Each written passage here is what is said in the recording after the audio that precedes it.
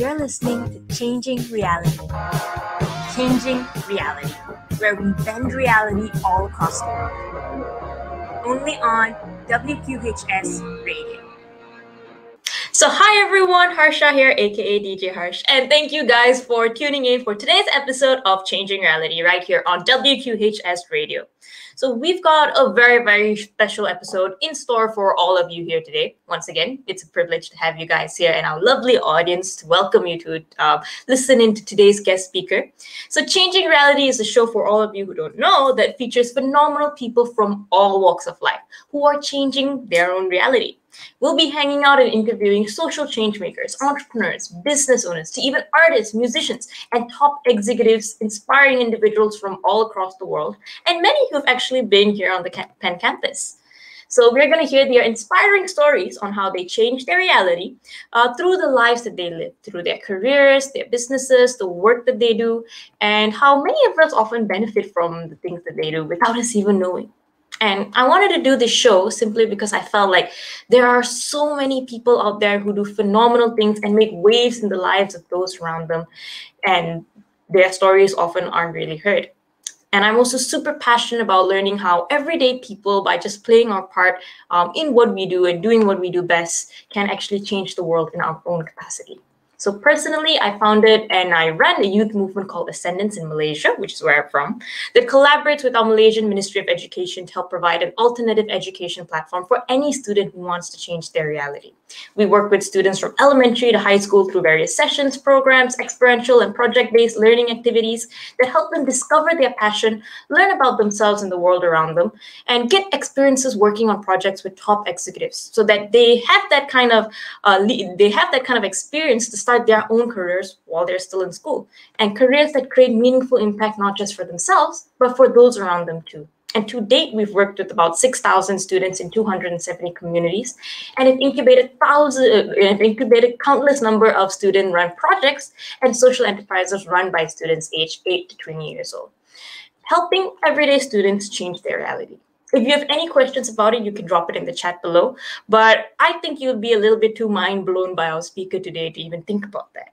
Because especially in this day and age, I think we've all had those moments where we've fallen in love with a TV show or a movie or something, or some form of entertainment. And often, I think I'd say this love is quite blind, because once we fall in love with the TV show, we are not really paying attention to its flaws, its viewership count, the other things that happen around it.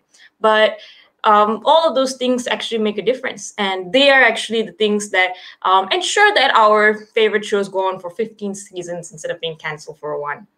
And I think that we have no one more qualified to share both about the fun, amazing world of entertainment, as well as the real part of it, the behind the scenes part of it, than our speaker today.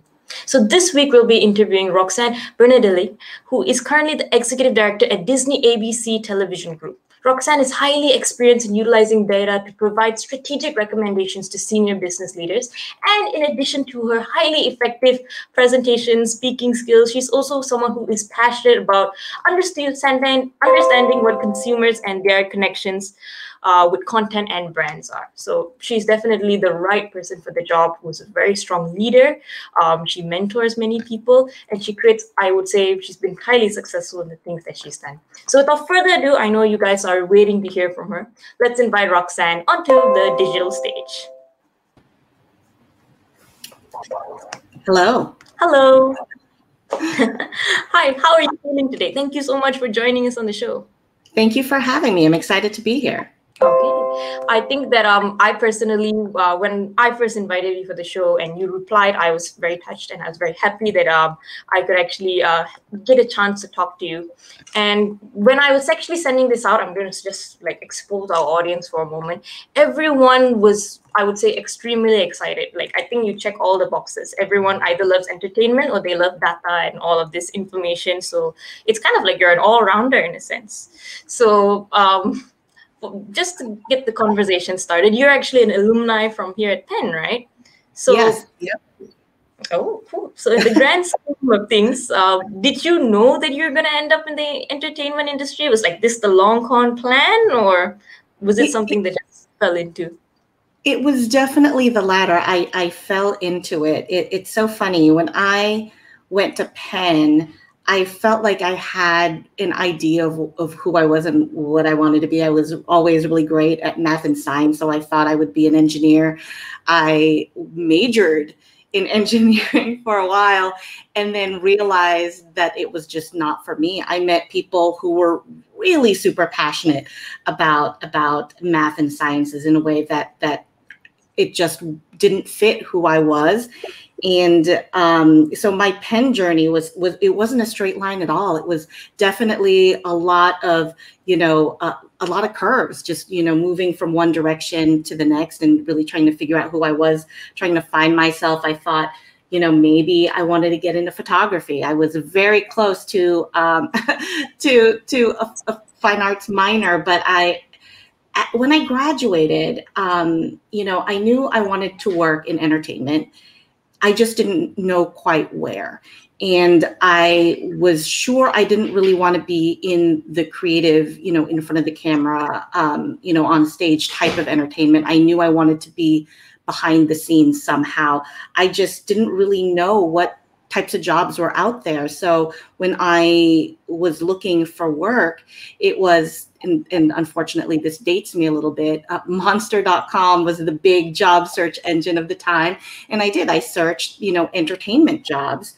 And that's what led me to my first job, which was in media research for a syndicator in New York, Tribune Entertainment.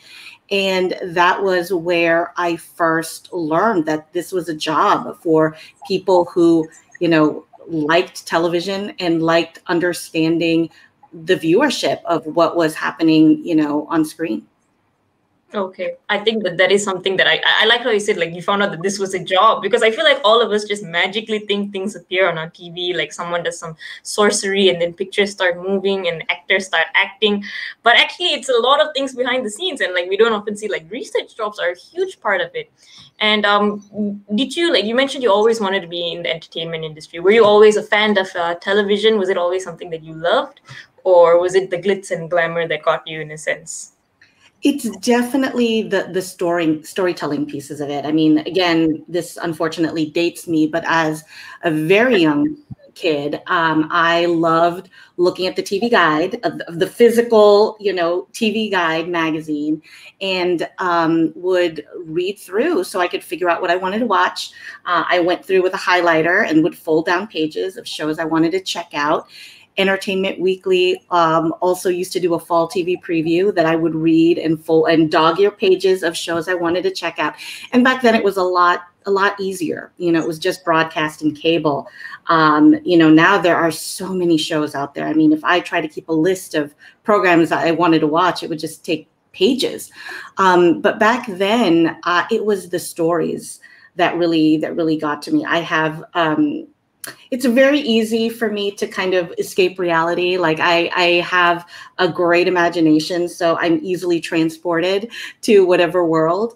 So TV was just like such a good escape. It was also, partially a babysitter, having two parents who worked full-time jobs and, didn't necessarily, have time to spend every waking minute with me. And, kind of the third piece is I emigrated to the United States when I was very young. So TV really taught me how to speak English and American slang. It's always been such a huge part of growing up, just thinking about the shows I watched. And, I was a big fan of, Cheers and Night Court, just, all the way growing up. And my grandmother, who's Filipino and didn't speak that much English, I will never forget, there were three American shows she could watch when she came to visit. It was Price is Right, it was I Love Lucy, and it was an 80s television show called Mannix, which was I kind of like a cop detective show, and there was a fight scene always at the end. But they were all easy to follow. You didn't necessarily have to have a strong grasp of the language. And I still think there's something really beautiful in that, there are some shows that you can watch regardless of, your background. Yeah, No, I completely agree. And like, as someone who grew up in Malaysia, which is right next door to the Philippines, and I think like one of the things that happened to me as a kid is I watched so much Disney that every December I'd be like, Mom, it's gonna snow, and they were like, we live in a tropical country, and it's like it's not happening in a sense. And I thought I grew up in England, and I tried to convince all my friends I was English as a kid. So definitely have been impacted by TV a lot. And one of the things that for me personally that I see in your story is that you are a very imaginative, you're a very creative person, and you are, I think, the best person to work in the entertainment industry because you're just really passionate about it. And I think that's what the world needs, right? But how was it like when you first started out going for this interview for a job in research? Did you know anything about the research side of it? And like, what do you think made you the right candidate in a way? Oh, that's a really good question. I think I think what helped is that I did know about television. I mean, right now when I'm on the other side and we interview, we always ask, what do you watch?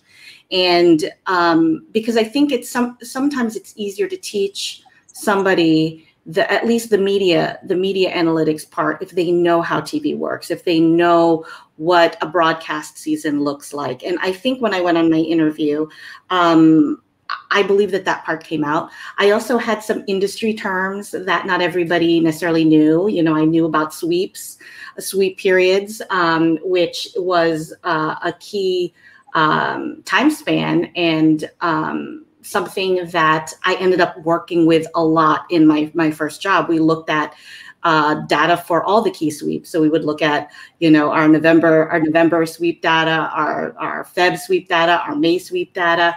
And so I think going in, being able to talk television and being able to kind of articulate, well, this is what I know about how TV works, I feel did give me a leg up. I also think that I was fairly aggressive in at least showing that I really wanted the job.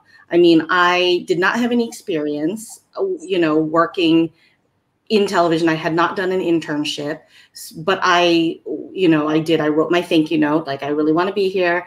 And I would call like every couple of weeks, you know, I'd call HR like, hey, any word? I really want to do this. And I would move to New York for this job, you know, so I made it really clear that I wanted to be there. And it was really great because, you know, when you are entry level, it's more on faith, right? That someone hires you. It's the potential that you'd be able to do something. So as much as I want to take a lot of credit for, you know, kind of busting my way through the door, I do give a lot of credit to, you know, the folks who did bring me in and give me a shot. Oh, I think you're being too honest. I feel like many times, like, it's easy to think if I just watch enough TV, then eventually the people in the TV will notice me back, in a sense. But then it's like, but like, I think it really goes down to the grit of it and how much you want it, which I think you shown exemplary how you've actually done. And getting this job, that's amazing. Congrats to you from then as well, and you to viewers now. But getting this job, like stepping into like an actual media production company. And taking on this kind of like research consultant role. Was there anything in those first few years that you learned that it was completely unexpected to you, having not been in television before, in a sense?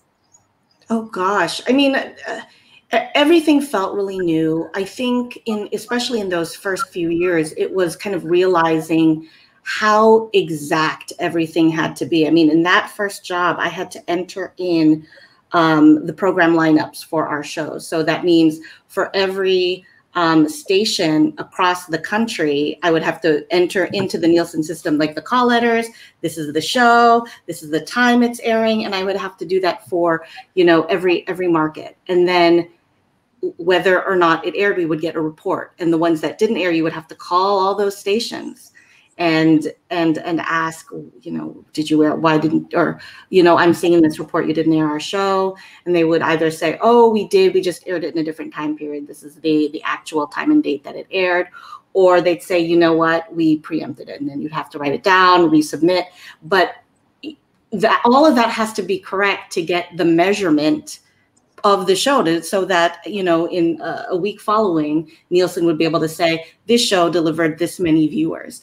And to me, that was really interesting. I did not know that so much had to go, you know, behind the scenes, and knowing more about how the measurement happens, and quite honestly, how all the different kinds of measurement happens, right? And how all the different ways that companies are collecting data is continues to be extremely fascinating for me. You know, that credit card companies absolutely could run reports saying, you know, X% of men 18 to 34 spend at least $30 on their cell phones every month.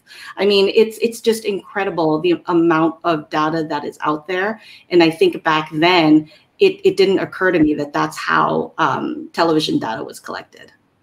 And I feel like now, like some people may look at the word data and have a panic attack just from the word itself. But I feel like that in a way paints a picture, and like this, like all of these things, these metrics and things like that actually have a story behind them. And in your role, in a sense, it's kind of like taking that story and actually turning it into something that is understandable for others in the industry, in a sense. And I read somewhere that you actually in your role later, when you became a manager, when you became a director as well, one of the things that you were really good at is taking this data that previously was used for other things like ad sales and finance, and kind of like focused on transforming it into something into the business intelligence side of it. How did you do that? How did you even think to do that, in a sense? Well, it's so funny because, anytime you look at data or metrics, I think it's a natural leap for that to be for other number related areas of the business. So, it's a measure of performance. Obviously, there's a financial impact, right? There's a sales impact. But, for television, it's still important to count the number of viewers and to understand who it is, right? The who behind the numbers.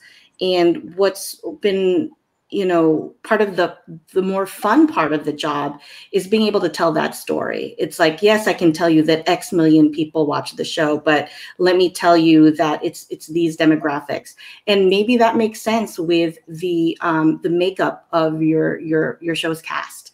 I think we had done a lot of analyses on, our shows and competitive shows, and it probably doesn't feel like big news that a show with an all-Black cast would deliver a strong Black audience. That was definitely something that would come clear in the data. And, however, it's not necessarily true for, other race and ethnicities. Casting, some Latinos or some Asians in a cast doesn't necessarily generate that same amount of viewership, right? And I think that's been part of the fun, because then when people are making a show and there are certain expectations about like the kind of audience, like, oh, this show is targeted towards women 18 to 34. But sometimes when we look at that data, that's not who's watching your show. I mean, I think about some of the shows that I like to watch. And, when I went to Penn, one of my favorite shows is Buffy the Vampire Slayer. And the thing is, even now, most of the shows I gravitate to are shows that are probably about teens, like Riverdale, Teen Wolf, just kids in high school. And I'm definitely not in that age bracket. And we see that absolutely in the data. You have women who are not part of the demographic on screen. They're the ones watching this content, and if you think just anecdotally, why would like a woman who probably has, bills to pay, struggles with a job, maybe, with a partner, why would that woman necessarily want to watch a show with all those things when they could watch a show about, kids in high school and that boy you might like in class? I mean, so for me, that's the fun part of the data. And that's how I would tell that story, right? It's not just one sentence. Oh, you think you're targeting this and you're getting this. It would be about building kind of that narrative so that when executives are thinking about a show or a particular audience, you have a little bit of context to give behind that. No, that's very important. That's very, very important, because like on my side, like many times, like I work with a lot of students, the youth and things like that. So often like we've got reports about youngsters, what they want, like their expectations for the world. And often people just try to take it very much at surface value. So it's kind of like A plus B equals C, so all of you are like this in a sense. But I feel like many times they don't see why someone would answer that, why someone would come to that conclusion when they're filling out a survey or anything in a sense. So it's kind of like, yes, A plus B equals C, but there's a whole alphabet behind it that led to that conclusion that I think many people overlook. And you seem to be, as I said, the person who can kind of like decipher all of this information. And I'm going to be honest, this is a personal question which the audience also asked. How do people know, like how do you know like what shows work and what shows don't? Is it purely like on specific viewers, or is there like a sprinkle of magic in it? Like what does the data tell us in a sense?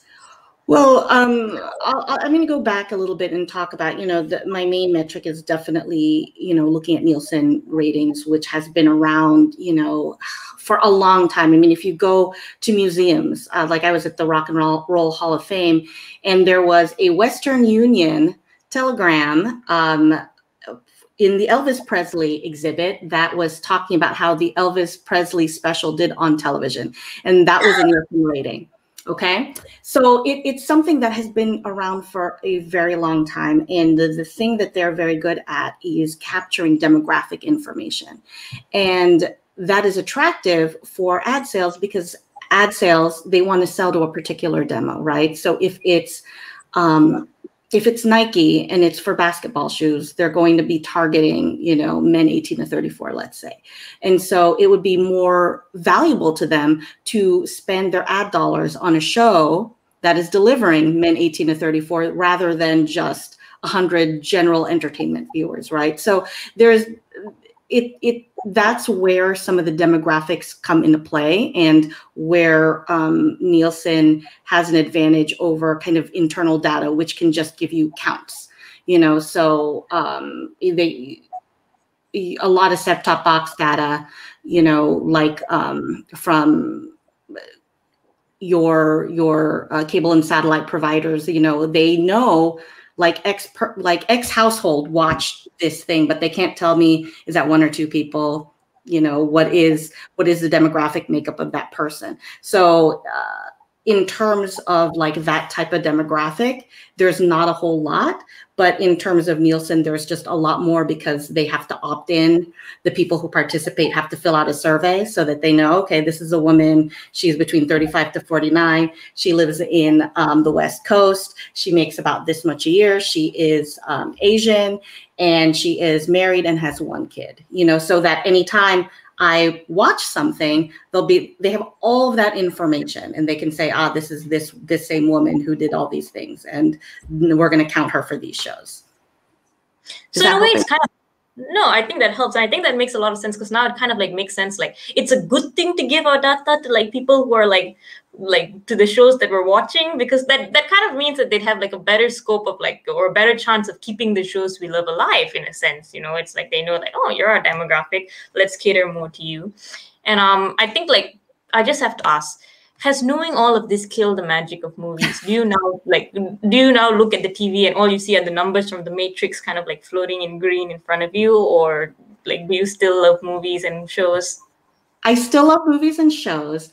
I think where I have a very good imagination, again, as I said. So I am happy to escape. I think where it is hard is I do know what ends up being successful, as we talk about the things that resonate with viewers. And so sometimes when I watch something, and even if I enjoy it, there is a part of my brain that's like, ooh, you really like this. This feels like it's very specific to you.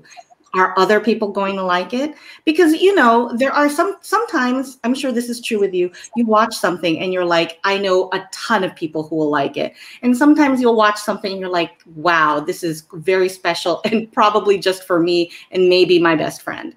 And I think that's the part of my brain that is hard to turn off.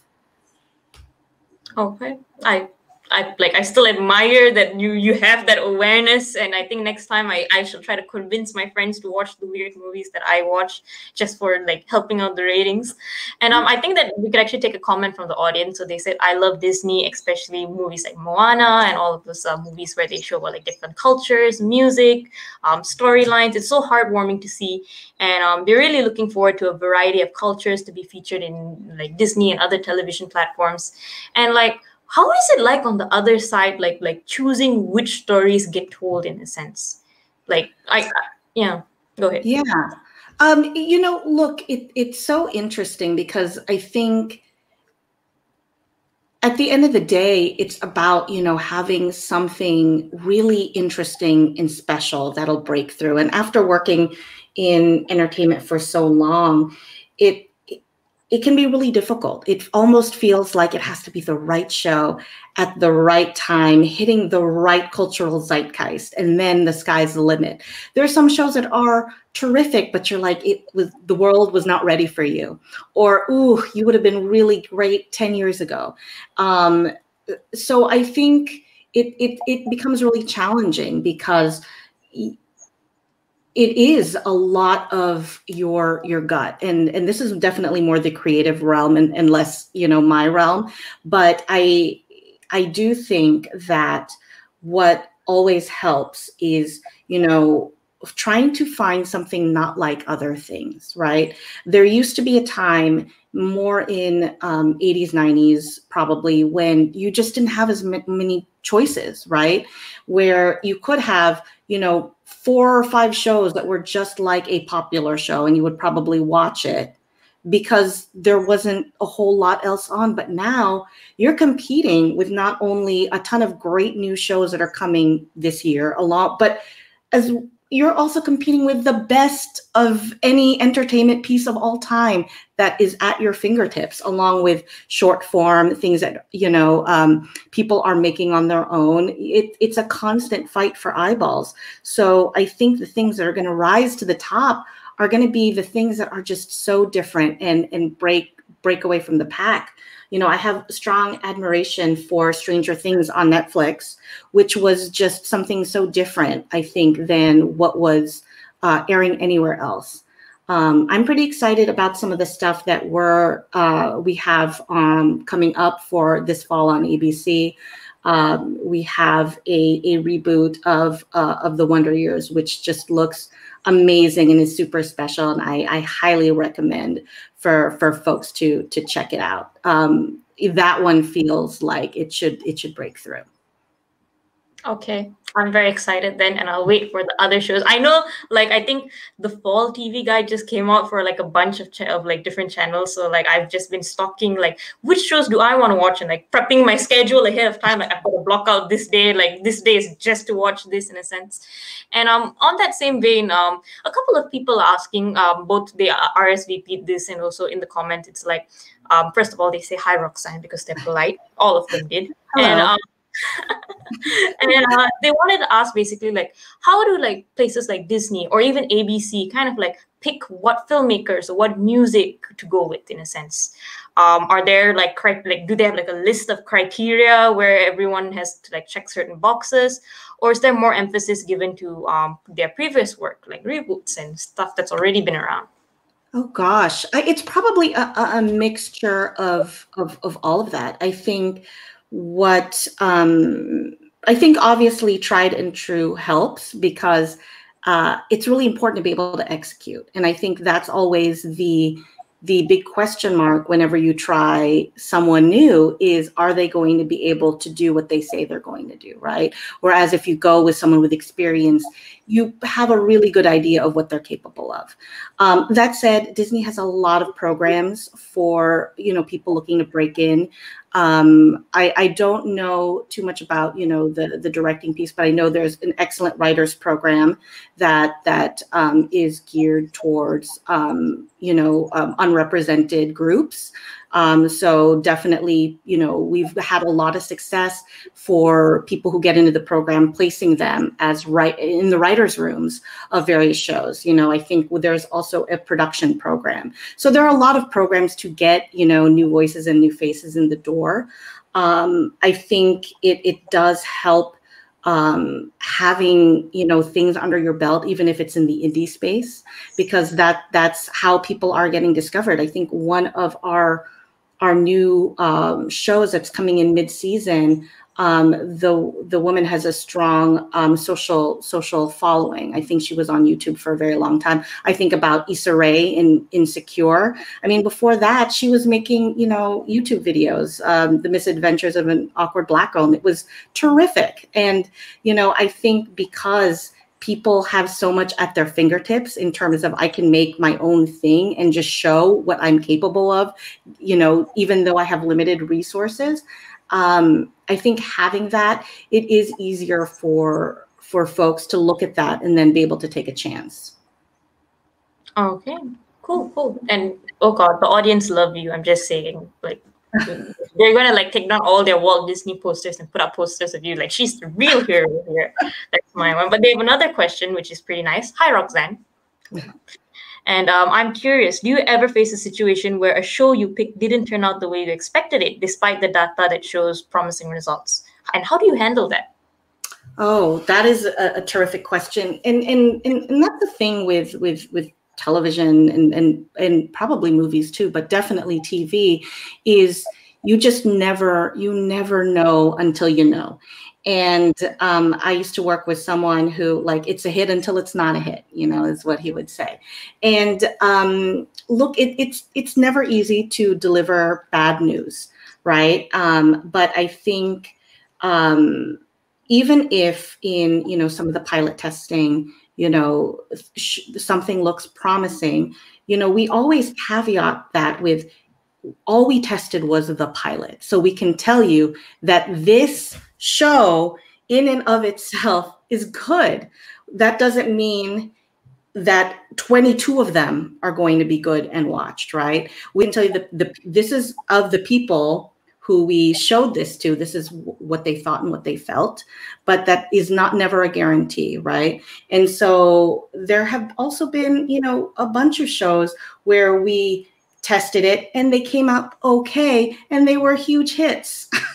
So, look, the data is the data, and even the data is just a data point, right? So even your pilot testing is one piece of data. What people, when they talk to the showrunners and the writers, and their feeling about, oh my gosh, this person really has a perspective and a story to tell. That's a data point, right? Oh, we've hired X, Y, and Z. Like, these are the cast members. We feel that's really strong. We can market this. That's a data point. So I think in the totality, people have to look at that, and as kind of like a collaborative decision, moving forward or not. It's a very rarely one person being like, I decree that this is so. It's very much, a lot of terrific creative and business-minded people in a room debating the pros and cons of whatever ends up being in each network schedule. And a lot of it is taking a chance based on the information you have. And because most people, we've all been doing it for so long, it's not like completely devastating. You're sad, but it's not, for me, it's not my baby. I didn't write it, I didn't produce it, so it'll hit me differently, even if I really wanted it to work.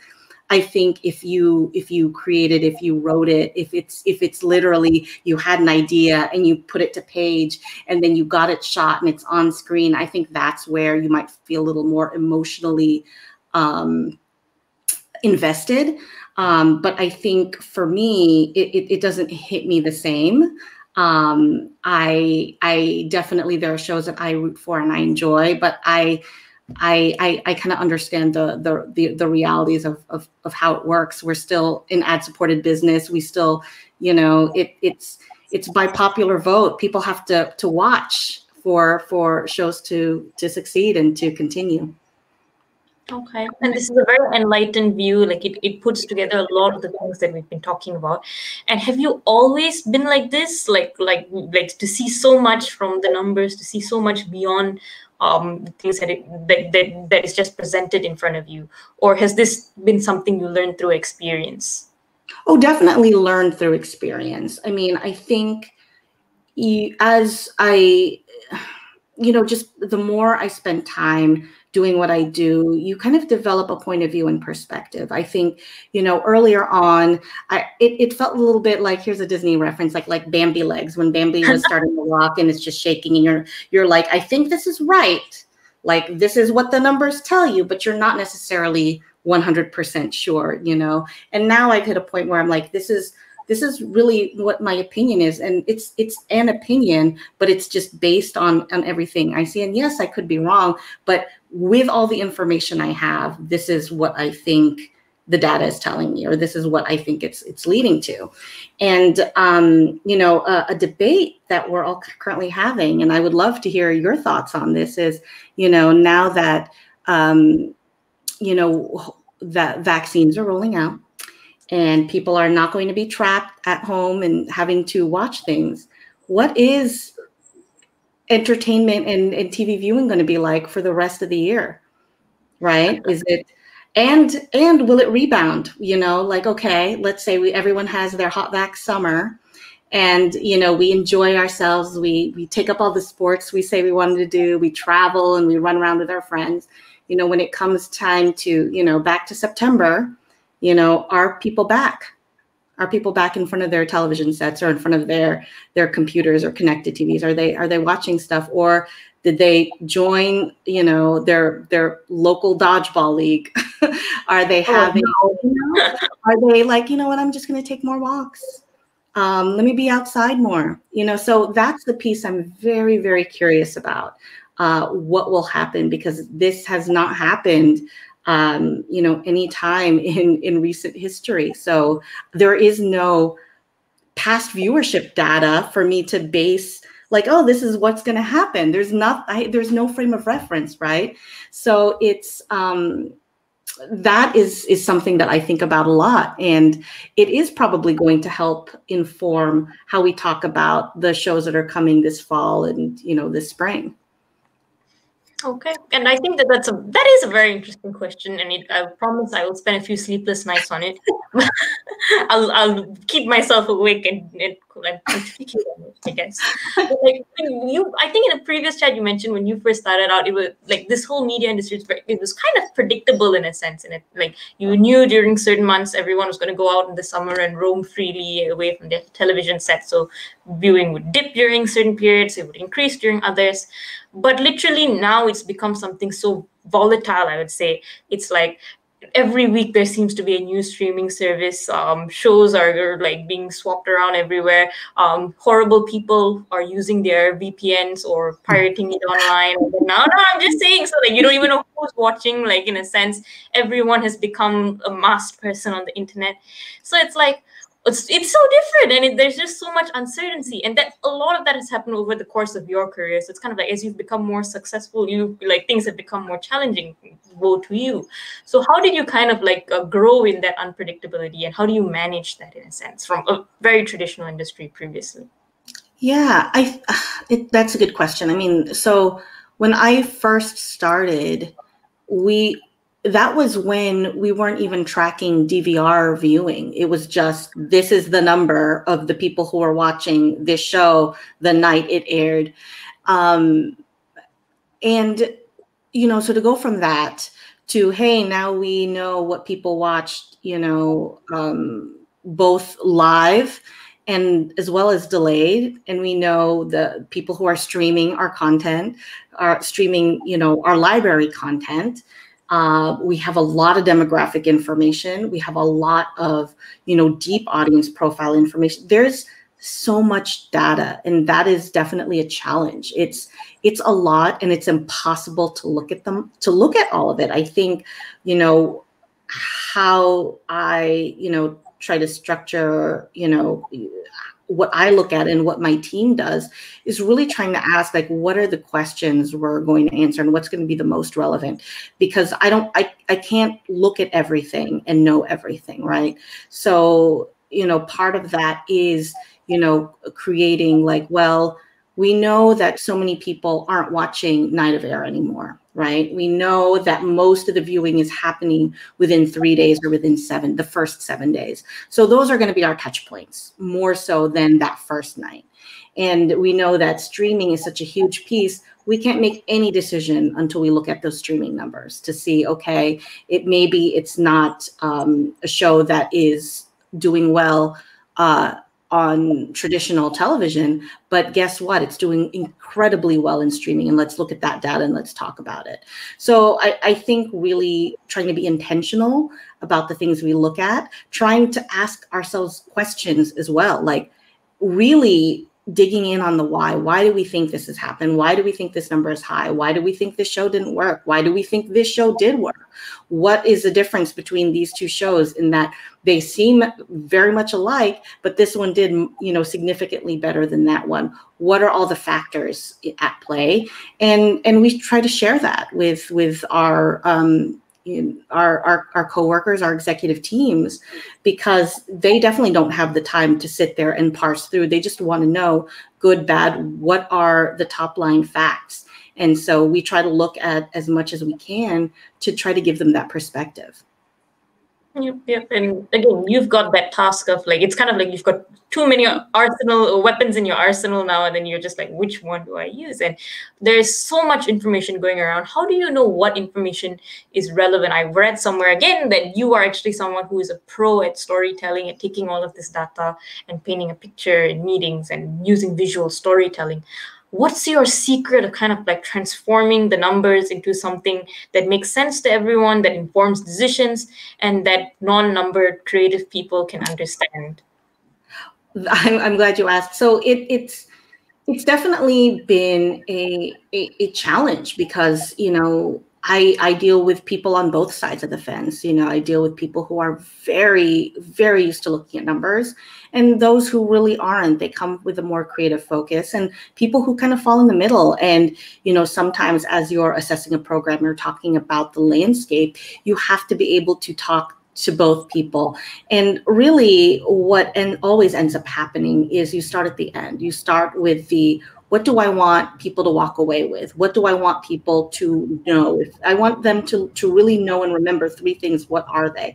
And then you work backwards and layer in, the slides or bullet points that best tell that story. I think, coming from the data world, sometimes you fall in love with, I really love this table. I love how you see all the information. You can answer all the questions. If we put this table of 20 rows and 20 columns, let's just put that on a slide. And you absolutely cannot put that on a slide. While some people would like it as a reference, you are going to lose the majority of people in that room. That table has to be a bullet, or you cut down that table into like a 2x2 or a 4x4, something where the finding really leaps out. I think that's the thing. When you work with data, sometimes it feels like more is more. Like, here, I have these 10 things that really hit home the thing I want someone to know. You usually don't need all 10 things. What's the one strongest thing? What are the two strongest things? Show that, say that. Also figure out, sometimes it's a visual, sometimes it's a VO. Maybe that table, the thing you want people to walk away with, maybe it's a talking point. Okay, you're breaking my data loving heart here, at least the part of me to do all of these reports. But I think it's like really, really good advice, especially because it's like working backwards to kind of like tell the story and making sure that the points you have really tell that story. And it's not just because I fell in love with the data and want to show everyone my cool spreadsheet, which happens more often than you'd assume. So like, absolutely. I've fallen in love with many spreadsheets, but the thing is, those spreadsheets are there to make you smarter. It's already done its job. That spreadsheet was there so that you know what's happening. Now, your job is to tell other people what you saw in that spreadsheet. It's not that spreadsheet's job. Oh, all right. So it shouldn't be lazy. I should suggest that. No, that was like a direct hit. All right, thanks. And like again, there's so many things that you mentioned, which I think is gold in a sense. It's like having like the right team, having the skill of turning numbers into stories, and you've been wildly successful. You started off as a research consultant. Today, you're an executive director at one of the biggest, I think, collaborations of TV out there. What do you think made you stand out and made you grow so fast in a sense? Oh, goodness. So, I mean, I think part of it is I do really love what I do. And I think that comes through in the work. I think it's also the storytelling element, because I think anybody can give you data, right? Once you know how to extract it, no, here are the numbers, yeah, sure, I can, format it and put it in a table. But I think what really people are looking for is someone to help them, someone to help contextualize what these numbers mean and what they're telling you. And is there something that they're missing? I think that's the piece that becomes super important. I also think what helps is that I really like people. I love to collaborate, which is so funny because I used to hate group projects in school. Sorry if you're a group project person. I don't want to kill all your dreams, Harsha, but I am not a group. I was never a group project person, but in the workplace, it's something I really like. And I don't know if you've ever taken the Clifton skills assessment, which I highly recommend. I think you have to pay to take it, but it's sort of like Myers-Briggs. You answer a bunch of questions and they tell you about yourself. And what I like about it is it gives you, here are like the 100 attributes we test for, and here are the ones that rank high, and here are the ones that are in the middle, and here are the ones that are low. And all of my top ones fell into two categories. They were mostly under people, and the others were under brainstorming and ideation. And I think that's really what helps. It's because it's not always the execution. I think to succeed, you have to be willing to work well with others, especially people who are difficult. I think you have to find ways to bring everyone to the table, figure out how to collaborate, figure out how to do more than what is asked, or do stuff before it's asked, really push and ask those questions, which is why I think, really thinking about the why, like if someone was like, oh, hey, who watched that show? I'll be like, oh, it did well with women 18 to 34. That's an answer. But my answer would be like, oh, it really resonated with young women. I think this storyline really helped drive. I saw that the ratings in the, first 15 minutes where you established these characters or whatever, maybe that's what helped. It would be things like that, right? Like adding as much context and color, really engaging people. I also am not a person who always likes, well, you asked me a question over email, let me just throw it back in the answer back in an email at you. If it's complicated, I'm going to ask for time. Like, hey, I'm worked on it, but want to walk you through it and, get your thoughts and feedback. And then I'll send it after. That way we have a conversation. They get to know me as well as my work, and I get to know them, right? And usually in those conversations, you hear like, oh, okay, that's the question they were asking, which I answered, but they're also trying to figure out X, Y, and Z, and they didn't articulate that. And now I know, and now I can figure out how to help them. That's very interesting. And I think that it's kind of like, I think it's driven a lot by passion, but it's a lot of using your brain in a sense to figure out all different angles and as you said, just doing things before they're asked, making sure that you're constantly thinking in a way and thinking how to make things better, which I've heard is a complaint that a lot of young graduates don't do so well. So all right, I'll make sure they watch this then and understand. But speaking about this world where there's a lot of data available, there's a lot of information available. I think I read somewhere that people were saying there used to be a time where when you watch TV, it's like nobody knows to even like say anything. It's you watch it, either you like it or you don't. Like we don't overanalyze it. But today, everyone is always on Twitter or Facebook or some platform, like sharing their thoughts, what their analysis on it, what the data that they found about this show is. And there are even whole campaigns and whole petitions of kind of like, I don't know, unionized groups of individuals who are saving shows and canceling them. And like, from your point of view, again, when it started out, there was no Facebook, there was no Twitter that could wreak havoc on your day, I would say. But now it's like that's something that happens like hour to hour almost. So what is your view on when you see people or the audience, in a sense, engage in such a critical, in such a hands-on way with the shows that you produce, or the shows that the channel produces, in a sense? Well, I mean, that's the thing. It's like I don't have anything against it. I definitely feel that feeling because I'm also a fan, right? I also am a consumer, and I also have a lot of feelings. I'm not really a social media person, so I don't like tweet, I don't live tweet anything. I don't tweet my feelings about stuff, but I have them. I have my thoughts and feelings and things that I want more of and things that I want less of. And so I don't have anything inherently negative in that. And in some ways, I find it admirable, especially when, whole communities are formed to try to figure out how to save shows. I think that, the one that leaps to mind is when folks were trying to save Chuck on NBC, and they figured out, well, let's start tweeting at the advertisers for the show, so they would tweet at Subway like, hey, blah, blah, blah, we love the show, save Chuck, and that's something that is just so impressive to me, that, people love a thing so much and they want it to succeed so much that they are exerting effort, right, in order to campaign for it. I think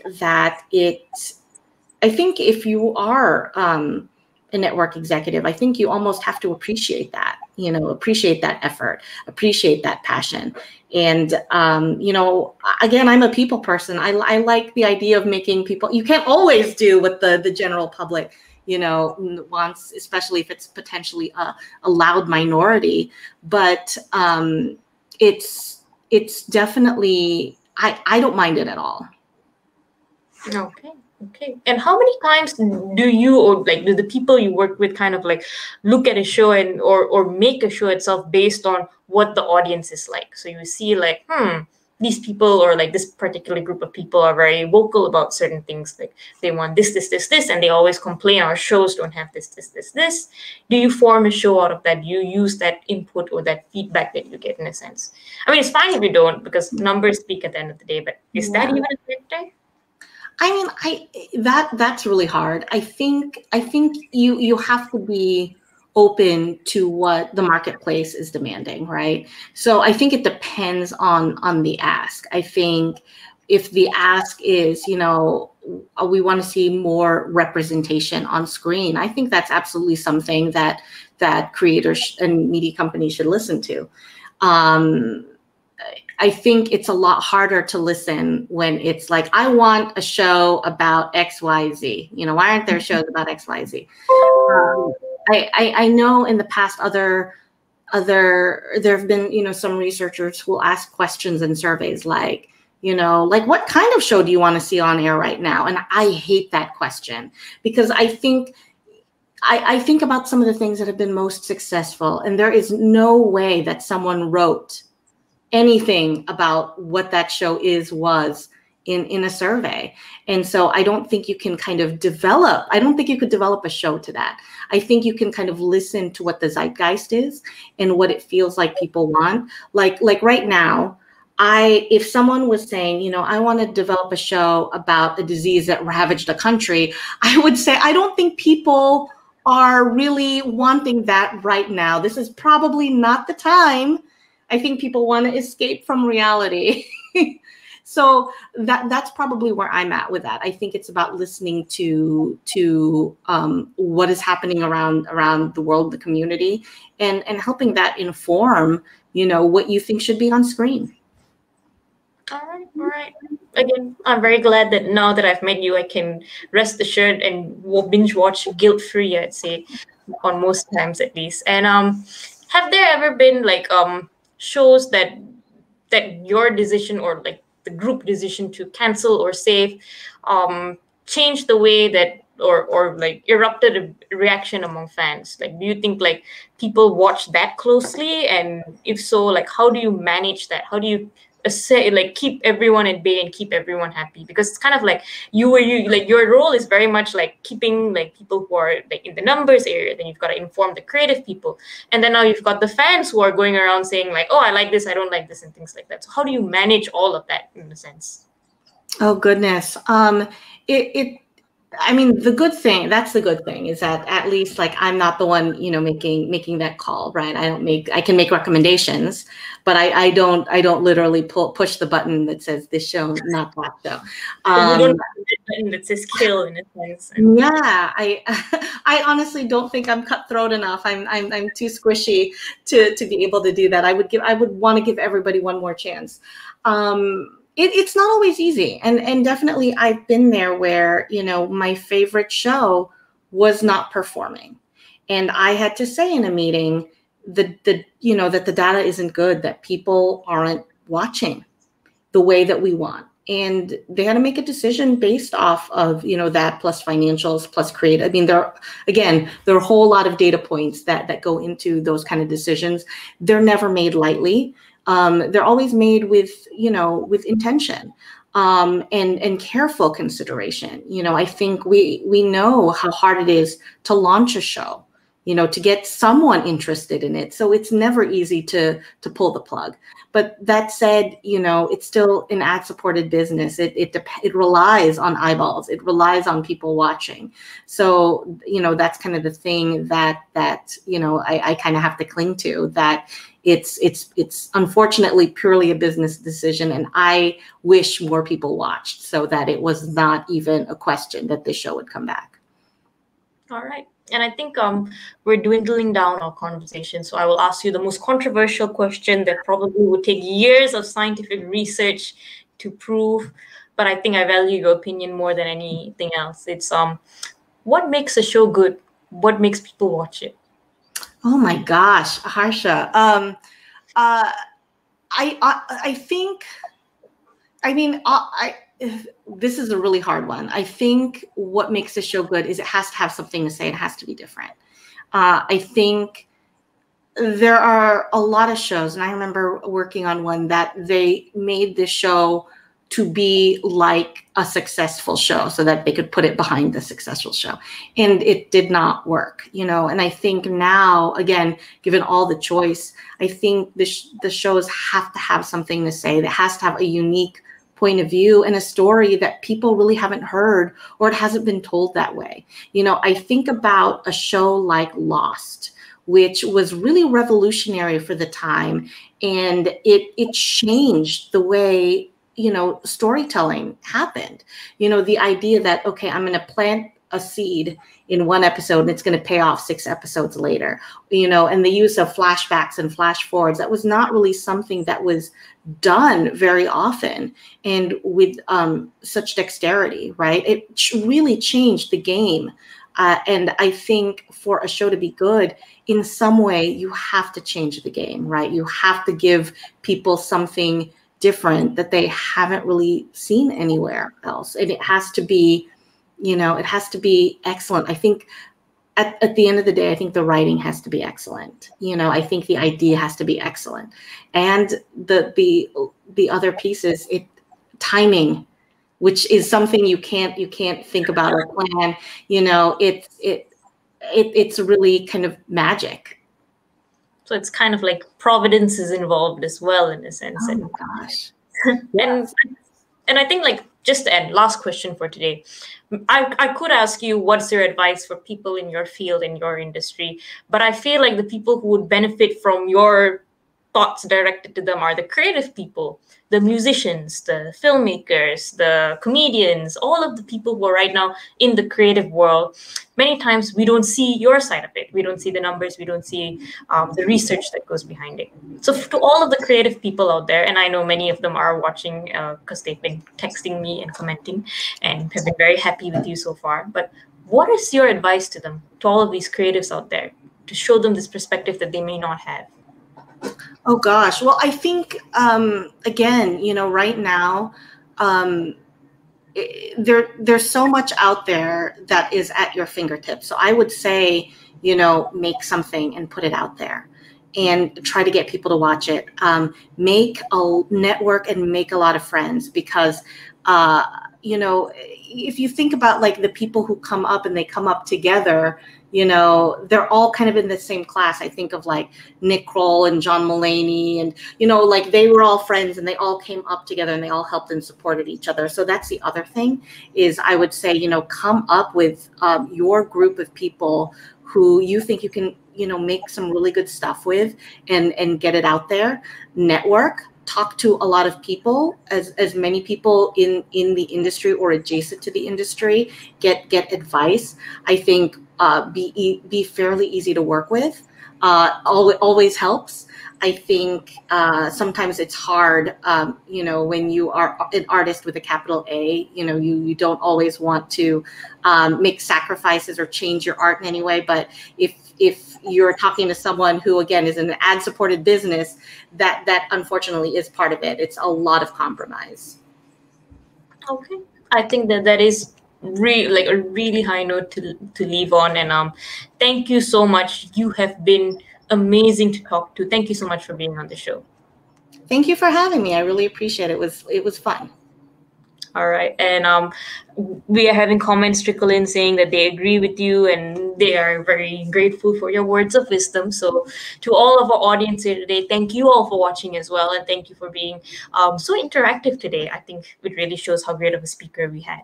And for all of you, I guess I'll see you again next week at 10 p.m. EST on Thursday nights for our next episode of Changing Reality.